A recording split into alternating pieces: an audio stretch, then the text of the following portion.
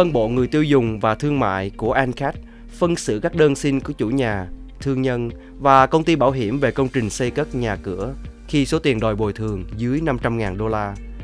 Xây cất nhà cửa có nghĩa là bất kỳ công việc xây dựng nhà ở do nhà thầu hoặc thợ xây dựng thực hiện. Chẳng hạn như khi một người nào đó xây ngôi nhà mới, xây phần mở rộng cho ngôi nhà hiện có, xây hồ bơi hoặc tân trang phòng tắm hoặc nhà bếp. Trong câu chuyện sau đây, Winston đã nộp đơn đòi bồi thường đối với nhà thầu kiến thiết. Theo ông, họ đã không hoàn tất công việc mà họ đã thỏa thuận trong hợp đồng. Cách đây 18 tháng, Winston mua một căn hộ thông tầng mới chưa xây từ nhà thầu kiến thiết. Trong khi đang xây căn hộ, Winston nhận thấy có một số vấn đề và những thứ đã không được hoàn tất theo yêu cầu. Hầu hết vấn đề là những thứ phụ trội đã được thỏa thuận trong hợp đồng, chẳng hạn như bồn rửa phụ trong phòng tắm và một nơi có mái che ở sân sau. Nhà thầu kiến thiết nói với Winston rằng tất cả mọi thứ sẽ được chấn chỉnh theo hợp đồng trước khi anh ta trả khoản tiền thanh toán cuối cùng. Khi ngày Winston phải thanh toán dứt điểm đã đến, một số điều vẫn chưa được chấn chỉnh. Winston yêu cầu cả nhà thầu kiến thiết lẫn công ty xây dựng quay trở lại căn hộ để hoàn tất công việc. Anh ta đã yêu cầu mấy lần, nhưng lần nào họ cũng khước từ. Trước tiên, Winston liên lạc với Bộ Công bằng Mậu dịch New South Wales. ANCAT không thể nhận đơn xin về vấn đề xây dựng nhà cửa trừ khi Bộ Công bằng Mậu dịch đã xem đơn này trước. Một thanh tra của Bộ Công bằng Mậu dịch tới căn hộ và làm phúc trình mô tả các vấn đề liên quan đến căn hộ và những thứ đã không hoàn tất đàng hoàng. Ngay cả sau khi có phúc trình của Bộ Công bằng Mậu dịch, cả nhà thầu kiến thiết lẫn công ty xây dựng vẫn nói rằng họ sẽ không sửa chữa căn hộ. Sau một vài tháng, không có gì xảy ra, Winston nộp đơn lên ANCAT nhờ giúp đỡ để hoàn tất căn hộ của anh ta. Trong đơn xin nộp lên ANCAT, Winston đòi nhà thầu kiến thiết trả chi phí hoàn tất công việc được mô tả trong hợp đồng và đồng thời cung cấp những thứ mà anh ta đã đặt mua và trả tiền nhưng không nhận được. Những thứ này là bồn rửa phụ và nơi có mái che ở sân sau. Kèm đơn xin của mình, Winston nộp cho ANCAT bản phúc trình xây dựng do viên thanh tra Bộ Công bằng Mậu dịch viết.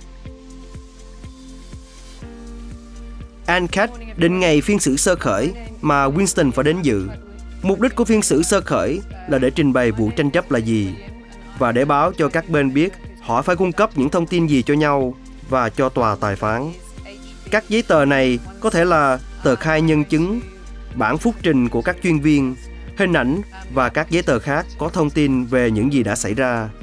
Sau đó, ANCAT cấp các án lệnh bằng văn bản ghi rõ những gì mỗi bên phải làm để chuẩn bị cho phiên xử. Đôi khi, các án lệnh này có thể rất phức tạp, nhưng thường là thông tin vắn tắt và các giấy tờ cần thiết. Trong vụ tranh chấp xây nhà, các giấy tờ này có thể là những gì được gọi là bản kê Scott, vì Winston nói rằng công việc đã không được hoàn tất hay hoàn tất không đạt yêu cầu. Anh ta cần phải điền vào bản kê Scott. Trong bản kê này, anh phải viết xuống từng vấn đề một và cho biết sẽ tốn bao nhiêu tiền để sửa chữa hoặc hoàn tất nó. Sau đó, nhà thầu kiến thiết phải hồi đáp đơn xin bồi thường của Winston. Đôi khi, nếu cả hai bên có chuyên viên, tòa tài phán cũng sẽ ra lệnh cho các chuyên viên này họp lại và soạn thảo bản phúc trình mô tả các vấn đề họ đồng ý và không đồng ý. Sau đó, ANCAT định ngày phiên xử chính thức để một thành viên tòa tài phán phân xử vụ việc của Winston.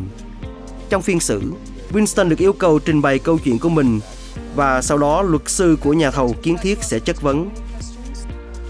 Chất vấn là khi bên kia được phép đặt câu hỏi trực tiếp với người nộp đơn trước tòa tài phán. Nhà thầu kiến thiết nói rằng có lúc Winston không cho họ vào căn hộ, có nghĩa là họ không thể làm công việc. Winston nói điều đó không đúng sự thật. Sau đó nhân chứng của Winston, tham vấn viên xây dựng, người đã viết phúc trình, phát biểu. Ông này trình bày với tòa tài phán về những thứ trong danh sách của công ty xây dựng đã được hoàn tất và những gì còn tồn đọng. Sau đó, luật sư của nhà thầu kiến thiết chất vấn tham vấn viên xây dựng. Kế đến, các nhân chứng của nhà thầu kiến thiết trình bằng chứng và Winston sẽ chất vấn họ.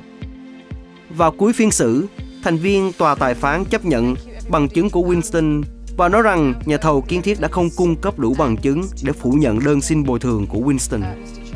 Tòa tài phán cấp án lệnh rằng nhà thầu kiến thiết phải chấn chỉnh các vấn đề và hoàn tất những công việc khác. Thành viên tòa tài phán ấn định thời hạn công việc này phải hoàn tất. Cả hai bên được cho biết rằng nếu nhà thầu kiến thiết không thực hiện những gì tòa tài phán đã chỉ thị, sau đó Winston có thể lại nộp đơn và đòi được bồi thường bằng tiền.